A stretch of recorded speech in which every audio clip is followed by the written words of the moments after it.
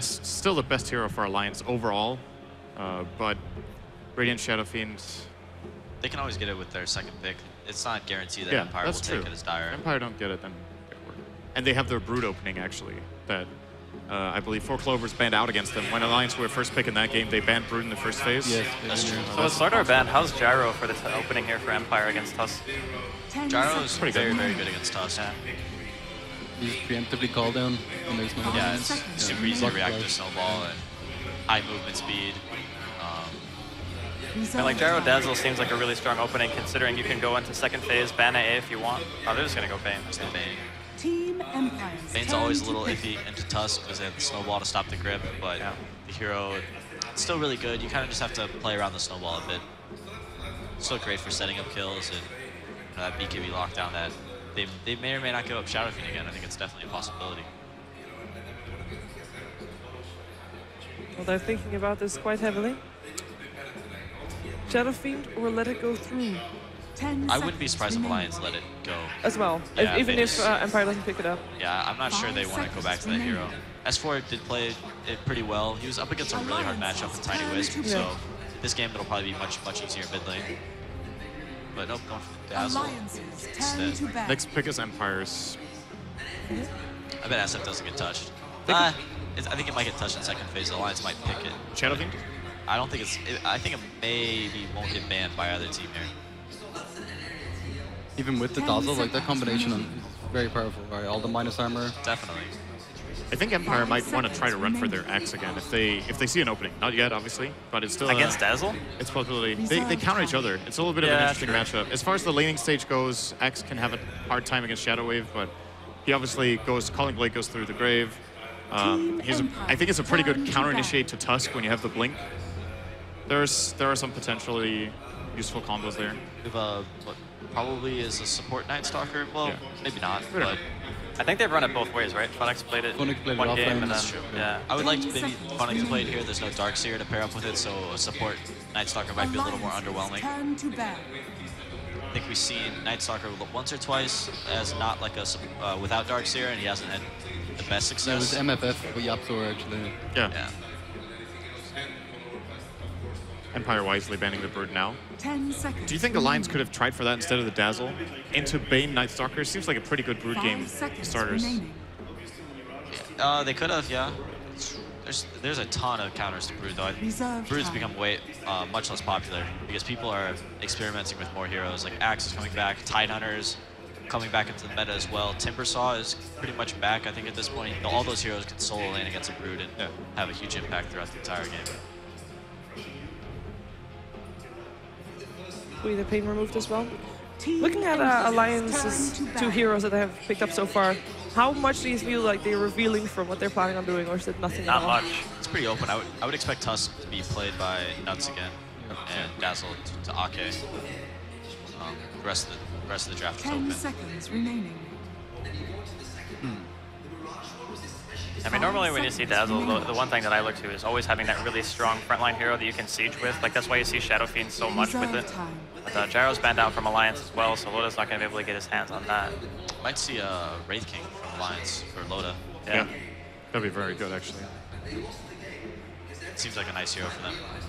He's a very good hero to snowball in as well. You don't have to think twice necessarily. In a lot of other situations, like, can I bring my carry in? Wraith King, you just go. And then if you have a good follow-up, he doesn't mind too much being thrown into the middle of everything. There's the Shadow Fiend. S4 Windrunner and Loda Wraith King. What do you think of a Templar Assassin for Team Empire here? Like because S4 can play that hero. TA is fine. Just like a counter pick as well. Your dire side, you can TA dire is always good. Yeah. There's not. I mean, TA is not like you see like Tusk Dazzle. You're not like, oh, let's get TA. It's kind of like, you know, okay. TA is fine here.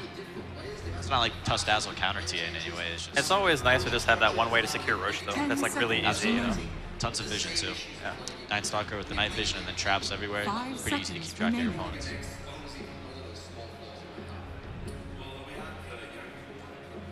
What hero would you like to see for Bulldog this game if it's not a Phoenix? Viper.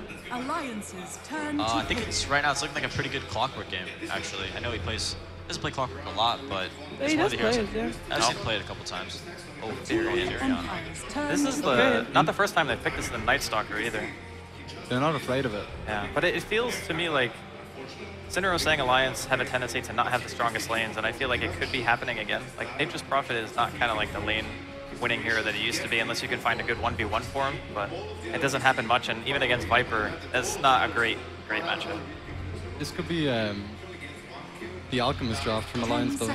You know, it does okay against Viper, he just farms. Yeah, I actually think that Alchemist beats Viper in lane. Yeah. But I think he has to get the PMS, the poor man's shield, right away. And I think some Alchemists do that. I think when we saw Niqua play it earlier, Alchemist versus Viper, I don't think he actually did go PMS. And he lost that lane pretty handedly against, was he playing against, was it Miracle? Or, no, it wasn't Miracle. No. It was The first... I Was it forget. Vega? It was Vega. Yeah, it was no one's Viper. No one Viper. Okay, yeah. So he lost that lane pretty bad. Can't you kind of abuse the spray though when you have corrosive skin? Like you walk into it, you just give him the dot, and then you just like go in and out. I think though, like if you play aggressive as Alchemist in the early levels, you can actually bully Viper out of the lane and get like all the CS and go from a quick PMS. So it's just like levels 1 to 3 where you have to win basically. I think so. But with a PMS and a Quelling Blade, it's pretty hard to lose that lane. Yeah, true. I'm looking at what Empire have right now. I kind of like the idea of a PL for Alliance here. I think it's very, they have no way of dealing with it really, outside of like just having good lanes. But yeah, PL with Dazzle, I like that. They have the opportunity to go aggro too with a PL. They can throw, PL Dazzle up there. They'd be just fine. Then Tusk can kind of rotate between, the off lane and the mid, and then throw Furion in a safe lane where he's going to get some farm and experience. But Spear Breaker. There are a lot of disables right now in Alliance. I mean, Tusk is the only one really. This is rapidly becoming a pretty difficult Nature's Prophet game. Yeah, it is. Yeah, I'm a fan of PL. Like I like PL. You pick PL, ban Ember Spirit, and then. Do Empire even play Ember? I don't know. But I mean, you would do it anyway. I've seen like NoTail playing PL all the time, and I just see nobody banning Ember Spirit. And whenever I ask my team about PL, they're like, "Is Ember banned?" They're like, no, and like, okay, unplayable. Like, at TI, like Fear was like, or not TI, but when PL was relevant again, like that was the one hero. Like if we wanted to pick PL, Ember had to be out of the pool. Yeah. It's so hard to play PL once Ember gets. It's like on demand. The illusions are dead every 6 seconds. Exactly. Your illusions are useless, and your hero takes so much damage. Yeah. 10 seconds remaining. The combination of your Wind Ranger and Wraith King is still in the pool, by the way. Oh yeah. 5 seconds. Still on par for that. Wraith King. In the sense that Empire are going to want to fight a lot, Wraith King. Yeah, it's rough against Viper. It's pretty good against Bane. It's pretty okay against Spear Breaker as well. Or the Night Stalker, it's a wash. It's whatever. Not awesome against Viper, but can be fine. How about carry a Batten? Carry a Batten. Well, offlane the Batten. 10 seconds. No carry a Batten in this game. Abaddon is actually a really good pick against Empire, but they don't might have play. I bet S4's playing the Wind Ranger, but I would expect something very spacey to be picked up last year. They already have Furion and Wind Ranger cores, along with the Dazzle Weave or something. Spectre? No, I think more like, tanker. yeah, more aggressive. Something with a stun or Sven. yeah, Sven. But is he also not going to have issues with Viper cutting him around? Yeah. I think this is a hard spin. And Bane. Ugh. Not great. I just think they don't need another carry. Like Wind Ranger Furion is enough carry. I'm trying to think. Well, then the Ember can still work out. Panda. I mean, maybe Loda plays Wind Ranger. I'm not sure, but Panda could be really good for Alliance. They need some team fight, I think. Everybody plays Wind Ranger. Everybody plays Almost Wind Ranger? everybody. Okay. Yeah, I'm sure Loda can play it. Yeah, I think so. Since Shackle Shot went from being like a 10-degree ability to a 35-degree ability in Dota 2, it's a lot easier. It makes no sense. It's actually so much different from Dota 1. It's And one of the most different heroes in the pool. The range is just so much bigger as well. 10 seconds remaining. Could they do a support Wind Ranger, actually? 5 seconds remaining. And Core Tusk? Yeah. I think they're pretty committed to Bulldog playing Furion and then Nuts playing Tusk. Reserve time. 10 Although I seconds do remaining. remember Loda playing some Tusk back in the day. Back way when. They did like with Tusk. with IO Treant. Yeah, IO Treant Tusk. Yeah, I remember. Yeah, that was. Oh, the preemptive Ember. Yeah. Empire are going to pick it up. Maybe they were anticipating the PL coming out here from Alliance. Yeah, would have been good. Not anymore though. Whatever, just Centaur, Loda, let's go. Come on. Yeah, Centaur. Yeah. Centaur could be. Also got a Oh! Ranger. Alright. Against Okay. Spear Breaker, Night Stalker. Curveball. That's a very ballsy pick. Which draft do you favor? Empires. Spear Breaker's been a pretty controversial hero. Not sure how good that hero is. I see a lot of teams picking him up, and he looks good on paper, but he just seems to never work out. Yeah. Would you then say that Alliance has a better draft here?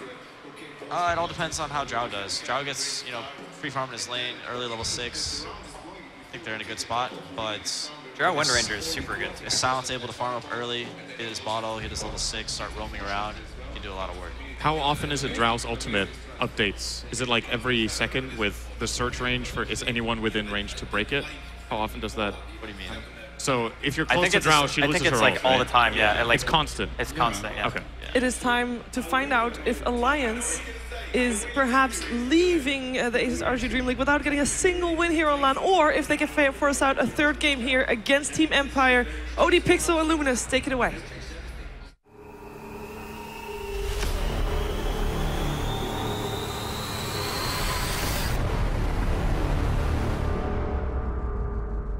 Indeed, thank you very much. We're back here on the casting panel. It's myself, and we're getting ourselves straight in because there's a little bit of action.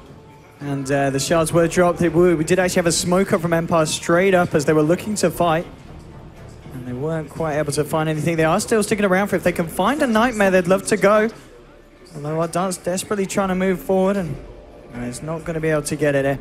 So Empire will back up. But anyway, Lumi, Alliance versus Empire, game 2. The Drow Ranger, is this the game for the Drow? I don't think it is, but S4? I mean, S4's coming back around it. They know that they're there.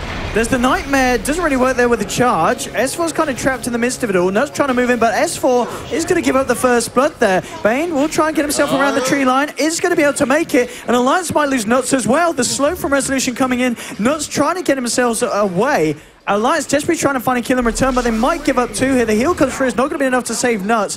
2 down on the side of Alliance. And not the start that Alliance were hoping for there, as Resolution will be able to get himself the bounty rune as well. Not like this, man.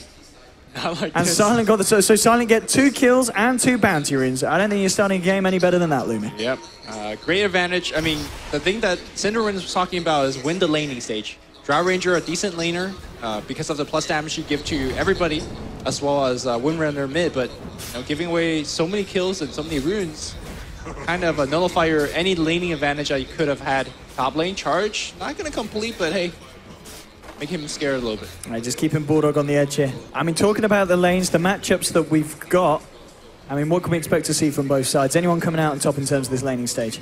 Right now, they just don't have an answer for a Spiritbreaker charge, right? He could just charge him without impunity to the Prophet every day, all day, every day. He could charge the Drow Ranger as well. So I feel depending how the Spiritbreaker plays, he could just put a ton of pressure in conjunction with the Bane that they already have. Funnick, I imagine, might have a tougher time if the supports rotate away, but never mind. He's got the Pro Man shield. He's just actually like tanking everything, and he doesn't really care. Just Funnick and Aloradance contesting this pull through that Nuts and Ake are trying to get off. I'll be able to take a few of the CS from it as well by the looks of it. So this aggression from Empire working out very nicely with this dual lane. But at the same time, there's space being given here to Loader on this Drow Ranger, as he will be able to CS up and not have to worry too much about these supports, just focusing on trying to disrupt the pull. Oh, Nuts and Ake still kind of teasing with them.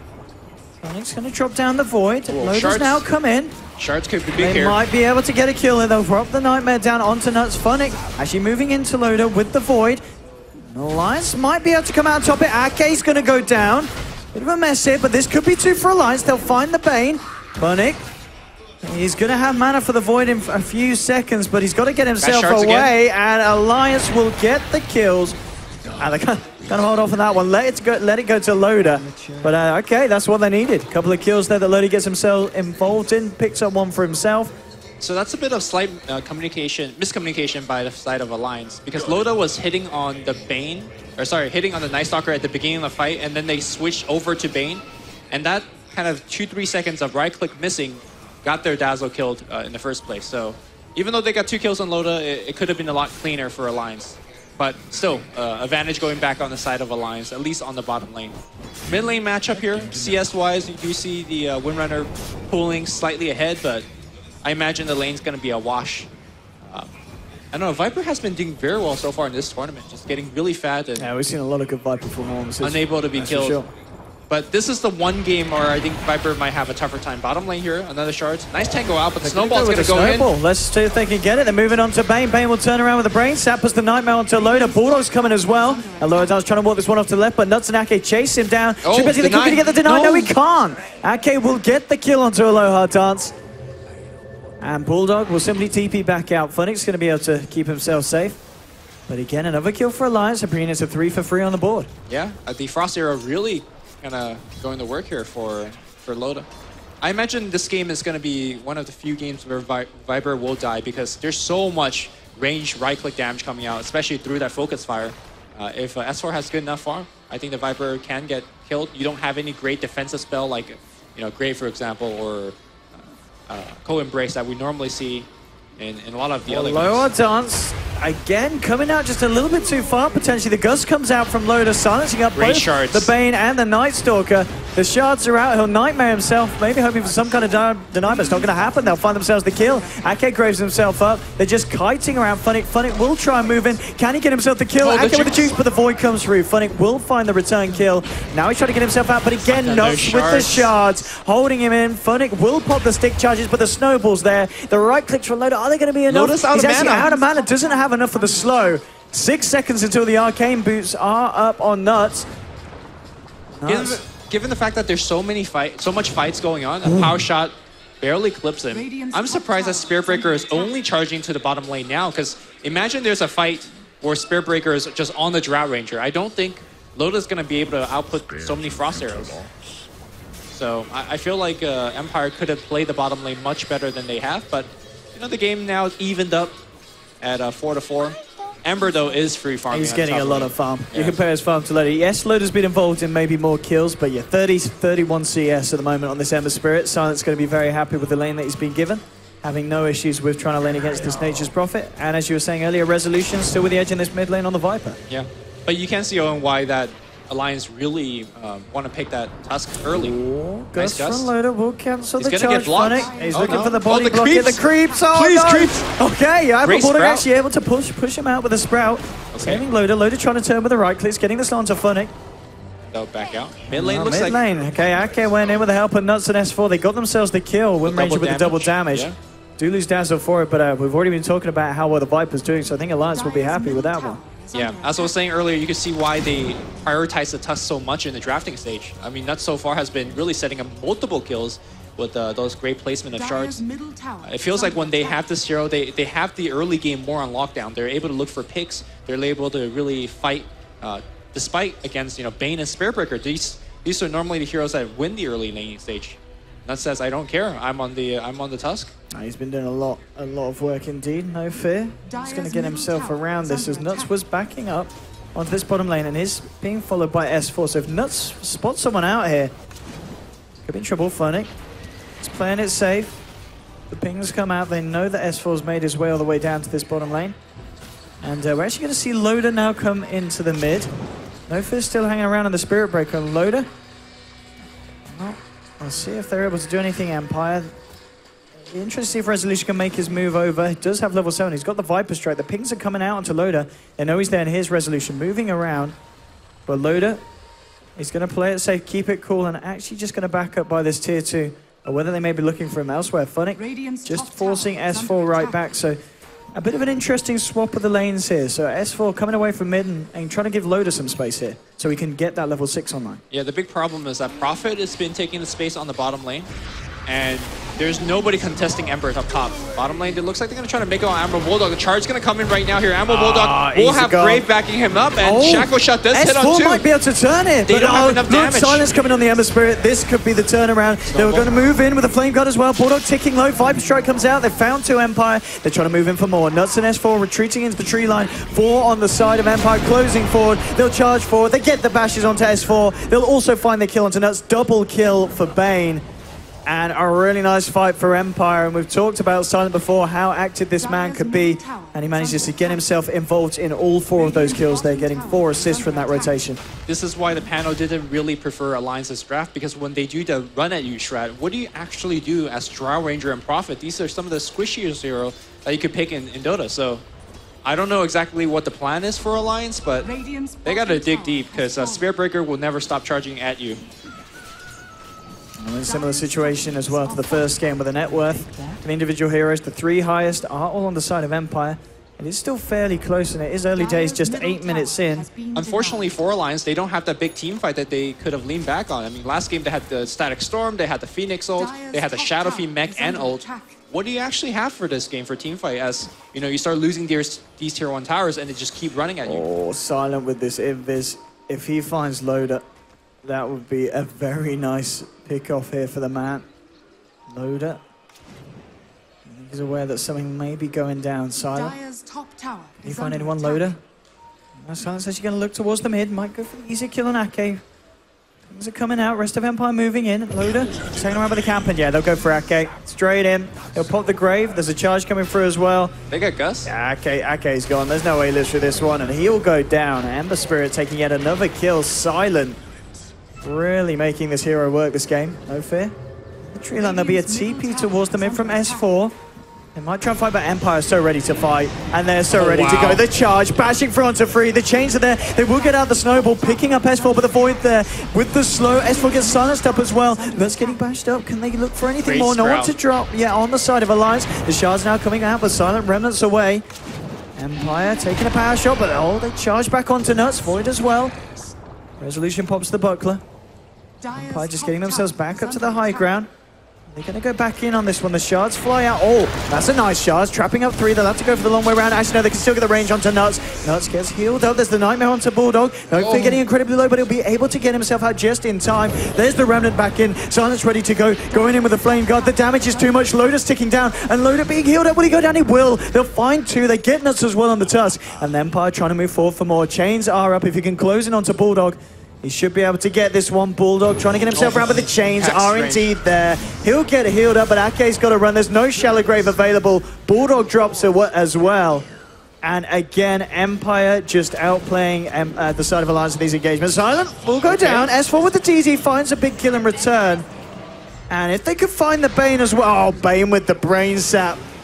He might pay with his life though. Nuts is there with the snow. Okay, so Alliance do manage to rectify it a little bit with 2 kills off the back. But that's off a double damage by S4. I don't know where he's getting these runes, but it's really saving them. Unfortunately, again, for Team Alliances, their hero's just not good for fights like that. They don't have good disengage. They don't really have good catch either. The only reason they're actually getting any kills, again, is off the Tusk. And you cannot expect your Tusk to keep hitting those eye shards after eye shards after eye shards. Top lane looks like we're going to see a little bit of teleport in. They're ready to go. Oh, they try and go for the shackle, but S4 is going to whiff it. There's a charge still coming through onto Bulldog. Bulldog in so much trouble. He'll go down.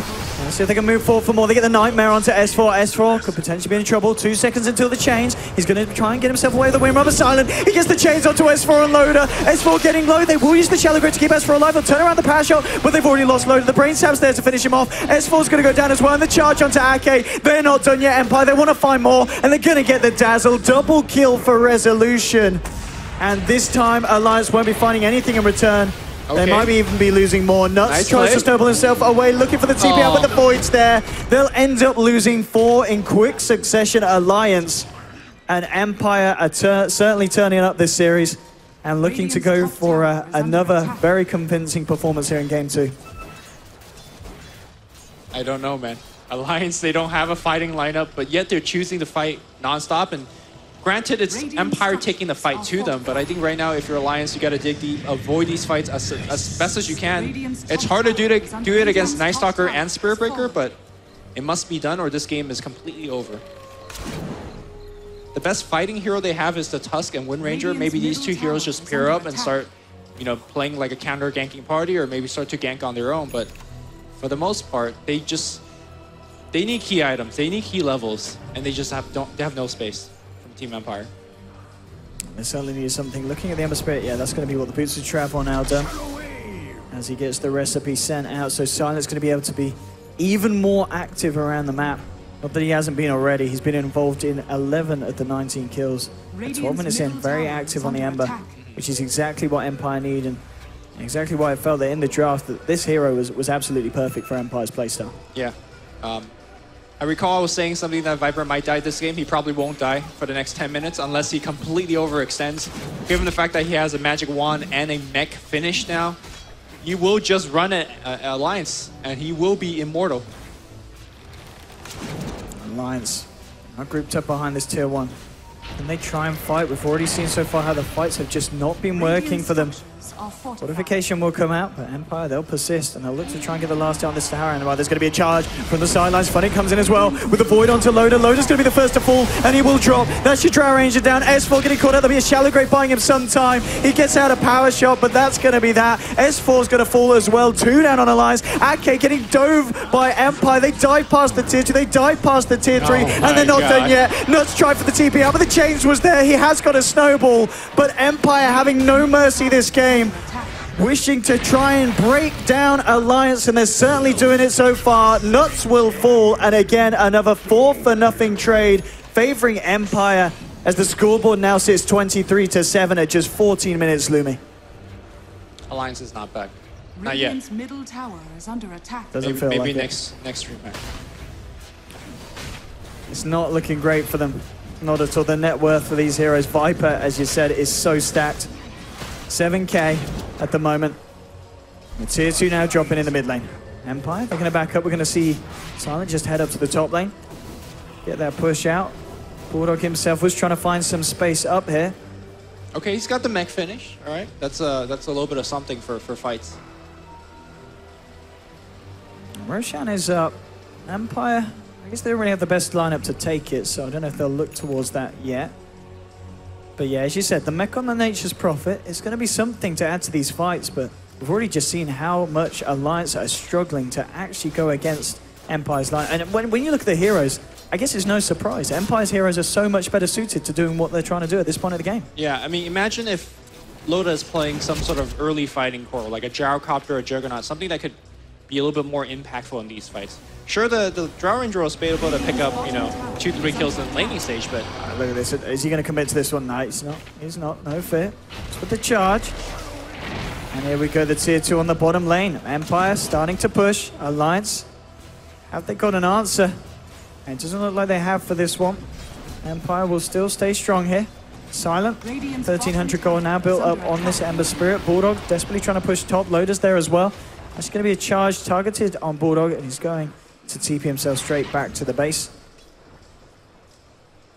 But Alliance, they need a huge game plan here to turn this one, Lumi. I think if they could last long enough till Ag Scepter, maybe on Prophet, maybe you could just draw the game out, but... It's a long way away. Yeah, that's a little bit of a pipe dream. Oh, sometimes you gotta dream, right?